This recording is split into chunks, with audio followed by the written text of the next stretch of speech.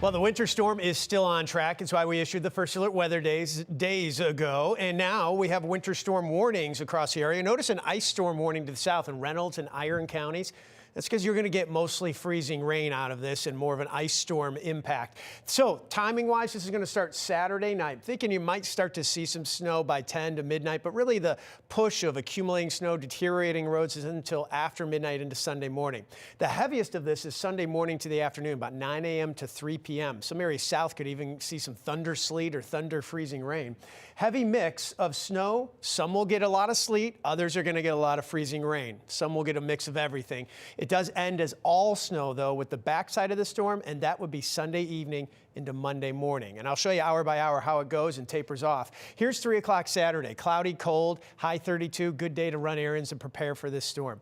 Much of the evening looks pretty good on the roads. We may start to see a little of the wintry weather late. This is 10 o'clock, but then especially after midnight and into Sunday morning, the storm blossoms. And this is where we're starting to accumulate either snow, sleet, which are those little ice pellets, or freezing rain. The better chance for the freezing rain that creates the glazing on all surfaces is farther south. That pink you see isn't necessarily ice. It's a mix. So keep in mind, when you see that pink in St. Louis, that could be snow and sleet or mostly snow, some sleet. So it's just a mix. And that mix line cuts right through the metro. And that's one of the challenges to predicting exactly what we'll get, because we're going to get a variety in the metro. So here we are Sunday at 4 o'clock. It eases up a little bit, but then we get the backside of that storm, which is that all snow. We're transitioning to all snow Sunday evening. Overnight now, Sunday night, 11 o'clock into Monday morning, and then it winds down Monday morning. There's 6 a.m. and really tapers off by the time we get to about 9 a.m. So here's the totals. Up to the north, 8 to 12 inches where it's mostly, if not all, snow. In this dark blue band, some ice, but mostly snow and some sleet, 5 to 9 inches. That's the north side of the metro, too. And that's because you'll get less sleet in this zone here from St. Charles to Alton to Edwardsville and a little more snow. As you go south, you get a little more sleet, and that's why from about Chesterfield, Eureka, Arnold over to Belleville, it's a heavy mix, but lower totals, 3 to 7 inches, because the sleet cuts down on the snow totals.